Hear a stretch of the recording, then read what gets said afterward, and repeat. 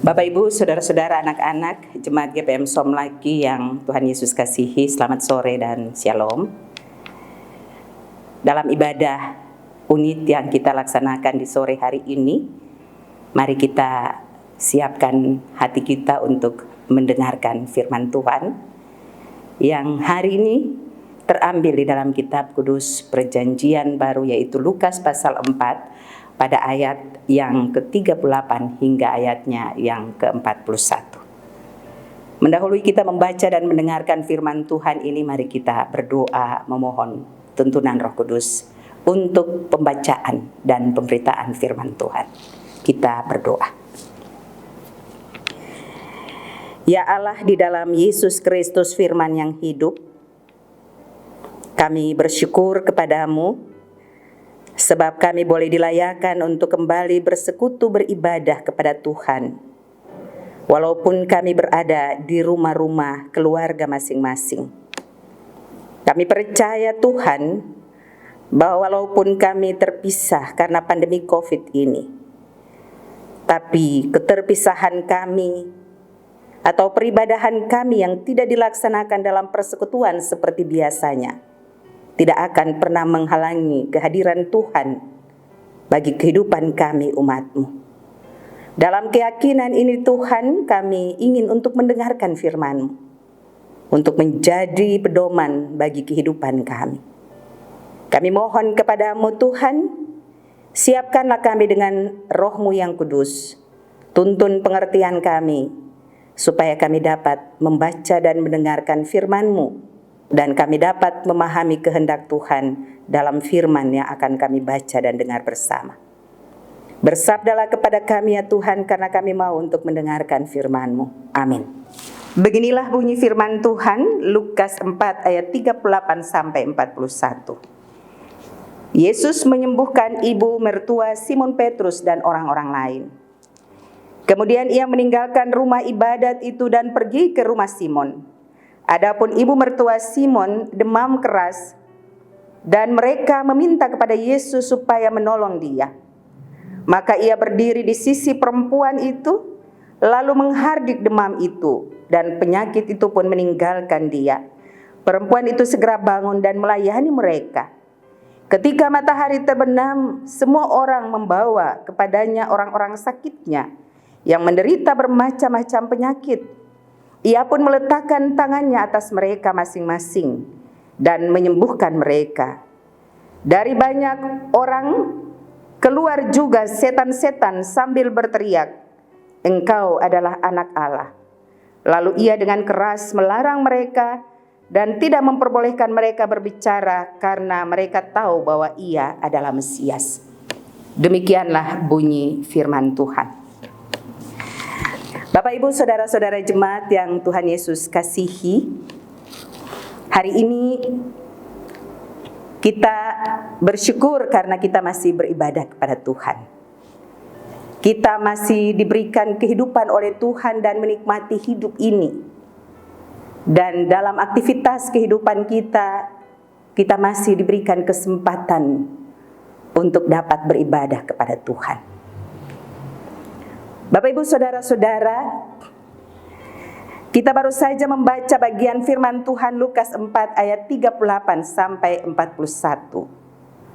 Dan kisah ini menceritakan tentang Tuhan Yesus menyembuhkan mertua Simon Petrus dan orang-orang lain. Saya tidak akan menjelaskan secara panjang lebar atau bercerita kembali tentang bagian bacaan ini. Sebab saya percaya bahwa Bapak Ibu saudara-saudara, anak-anak juga telah membaca firman Tuhan ini di rumah masing-masing. Karena itu mari kita bersama-sama melihat apa sebenarnya yang dapat kita pelajari dari bagian firman Tuhan ini. Di dalam bagian firman Tuhan ini kita menemukan kisah Yesus yang menyembuhkan ibu mertua Petrus. Dan di dalam bagian ini menggambarkan tentang kepedulian Yesus untuk menyembuhkan ibu mertua Petrus. Karena itu pada saat ia keluar dari rumah ibadat, seperti dikisahkan dalam bagian bacaan tadi, ia menyempatkan diri dan mampir di rumah ibu mertua Petrus yang saat itu sementara sakit. Bapak, Ibu, saudara-saudara, kepedulian Yesus ini adalah kepedulian yang memberikan makna dan nilai hidup bagi kehidupan kita. Kita menemukan Yesus sebagai seorang yang melandaskan seluruh hidupnya atas kasih. Yesus tidak sekedar mengajar tentang kasih itu, tetapi ia melakukan tindakan kasih itu. Kepedulian untuk mengungkapkan kasih dengan perbuatan yang Yesus lakukan, yaitu ia datang kepada ibu mertua Petrus yang sementara sakit di rumahnya. Kepedulian itu yang menggerakkan Yesus. Ia tidak saja datang menjenguk, tapi ia bekerja untuk memulihkan ibu mertua Petrus. Dan ini yang perlu kita pelajari dalam kehidupan kita di masa sekarang ini. Kepedulian Yesus harus menjadi kepedulian kita. Sepanjang 1 minggu ini kita dituntun di dalam tema mingguan, gereja dan tanggung jawab penyembuhan berbagai penyakit dalam masyarakat. Entah penyakit secara fisik maupun penyakit yang kita alami dalam jiwa kita. Karena persoalan-persoalan hidup yang kita alami, baik persoalan rumah tangga, pekerjaan, relasi-relasi hidup, dan berbagai persoalan-persoalan yang ada dan muncul di tengah kehidupan masyarakat. Karena itu Bapak, Ibu, saudara-saudara, keadaan-keadaan ini membutuhkan kepedulian kita. Kepedulian yang dilandaskan kepada kepekaan kita bahwa banyak orang di sekitar kita yang membutuhkan kehadiran kita untuk melayani mereka. Kita tidak sekedar mengasihani orang, karena kita adalah orang Kristen yang punya kasih. Kasih atau mengucapkan kasih atau mengucapkan kata kasihan belum cukup kalau kita tidak bertindak untuk menolong mereka. Karena itu, ingatlah bahwa kasih tidak hanya diberikan, atau kepedulian ini tidak saja diberikan bagi orang yang merasa lebih, dan ialah yang akan melakukan kasih itu. Tetapi satu hal yang perlu kita maknai sebagai orang Kristen, yang tidak boleh kita lupakan, bahwa keistimewaan orang Kristen adalah mengasihi bukan saja dari kelebihan yang ia miliki, tapi mengasihi dari apa yang ada, mengasihi dari kekurangan yang ia miliki, mengasihi orang yang kurang, mengasihi orang yang susah. Sesungguhnya kita telah wujudkan bagaimana kasih kita kepada Allah yang memberikan hidup bagi kehidupan kita. Karena itu Bapak Ibu, kita ingat tentang seorang janda yang miskin, yang tidak punya apa-apa. Tapi pada saat ia datang kepada Tuhan, ia memberikan apa yang ia miliki itu untuk Tuhan. Inilah keistimewaan orang Kristen. Kita berbagi bukan karena kita lebih, tapi kita berbagi bukan kita lebih saja, tapi kita berbagi karena apa yang ada dalam diri kita yang cukup, tapi juga apa yang kurang dalam kehidupan kita. Di masa pandemi COVID ini banyak orang yang membutuhkan kehadiran kita, memberikan topangan, turut mengambil bagian dalam keselamatan, selalu saling mengingatkan satu dengan yang lain. Melindungi diri adalah cara melindungi orang lain. Bahkan juga kalau ada orang yang susah karena kehilangan pekerjaan, tidak salah kalau kita menghimpun orang dan menggerakkan orang untuk mengambil bagian membantu mereka dalam kesusahan.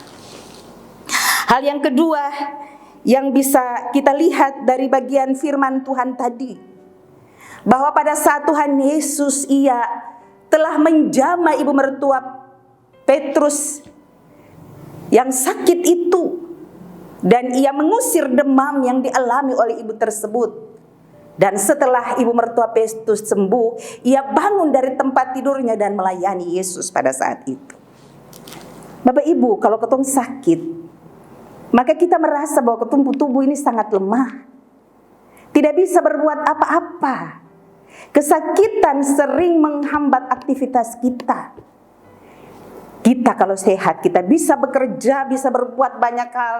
Tapi kita semua merasakan bagaimana saat kita sakit, banyak aktivitas kita yang terhambat. Karena itu Bapak Ibu Saudara-saudara, saat sakit, kita membutuhkan kita cepat lepas dari penderitaan sakit yang kita alami. Karena itu, saudara-saudara, ketika kita terbebas dari kesakitan kita, Bapak Ibu, kita bisa beraktivitas dengan baik seperti biasa. Seperti yang dialami oleh Ibu Mertua Petrus.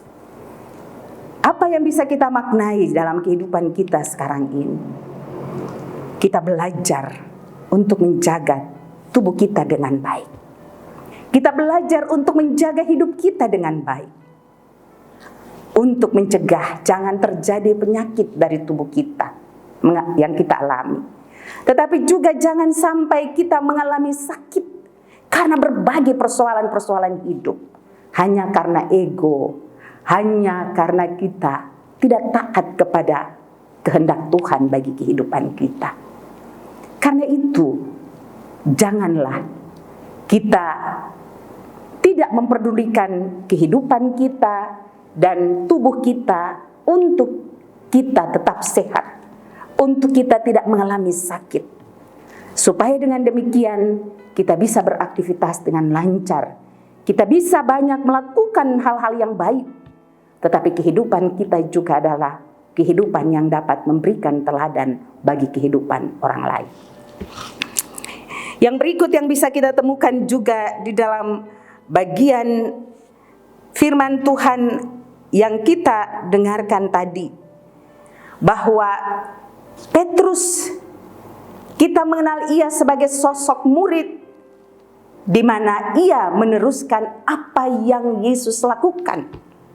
Pengajaran Yesus, tetapi juga tindakan-tindakan Yesus. Apa yang Petrus alami ini sebelum ia menjadi murid Yesus. Saat ia menjadi murid Yesus, sepanjang kehidupannya ia berjalan dengan Yesus dan ia mengalami bagaimana Yesus mengajar tentang kasih, bagaimana ia bertindak untuk menyembuhkan orang lain. Dan Bapak Ibu Saudara-saudara, apa yang dialami ini menjadi pengalaman bagi Petrus. Baik pengalaman kesembuhan ibu mertuanya, tapi juga pengalaman ketika berjalan mengikuti Yesus. Dan karena itu pengalaman itu tidak menjadi miliknya sendiri, tetapi ia teruskan kepada orang lain. Ia melakukan kasih, ia mengajar tentang kasih, tapi juga ia bertindak untuk menyembuhkan orang. Karena itu Bapak Ibu Saudara-saudara, sebagai orang Kristen, kita semua punya pengalaman dengan Tuhan. Tidak ada orang Kristen yang tidak mengalami Tuhan. Karena itu Bapak Ibu Saudara-saudara, apa yang kita alami dengan Tuhan harus membuat kita menjadi berakar dengan Tuhan. Apa yang kita alami dengan Tuhan, hendaklah kita berbagi dengan orang lain. Kehidupan Yesus yang menyelamatkan kita, hendaklah memiliki nilai dan makna bagi kita, bahwa kita diselamatkan untuk kita juga menyelamatkan orang lain. Dengan kehadiran kita berarti dan berguna bagi hidup ini, bagi orang yang ada di sekitar kita, bagi masyarakat ini. Kalau kita pernah disembuhkan, maka kita harus turut meneruskan kasih Yesus dengan memulihkan orang lain. Dari penderitaan sakit lewat kepedulian kita, kehadiran kita, topangan kita, pikiran-pikiran kita, bahkan juga tindakan-tindakan yang dapat kita lakukan. Bapak Ibu Saudara-saudara, dan yang paling terakhir sekali yang dapat kita lihat di dalam bagian firman Tuhan tadi, bahwa ketika Tuhan Yesus ia menyembuhkan ibu mertua Petrus, maka di saat itu banyak orang melihat dan mereka berdatangan untuk juga meminta Tuhan Yesus menyembuhkan mereka. Bapak Ibu Saudara-saudara, kalau ketong membantu orang lain, lalu orang senang par ketong atas kepedulian ketong, jangan sampai ketong cepat bosan. Ingat bahwa setiap orang tidak boleh kita memilah antara orang yang lebih atau kurang. Siapapun yang datang membutuhkan kita, mungkin kita tidak mungkin melayani mereka dengan harta yang kita miliki karena kita cukup-cukup atau kita kurang. Tapi kehadiran kita, doa-doa kita, kepedulian kita, cara kita untuk membantu mereka, keinginan untuk menolong mereka, keinginan untuk menyembuhkan luka mereka, dengan membangun komunikasi-komunikasi akan membantu seseorang untuk melihat bahwa dalam diri kita ada kasih, dalam diri kita ada Yesus.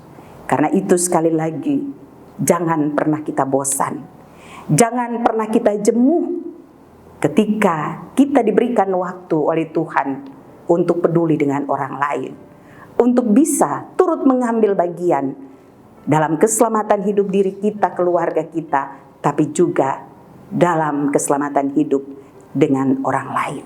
Di tengah pandemi COVID-19 ini adalah kesempatan bagi kita.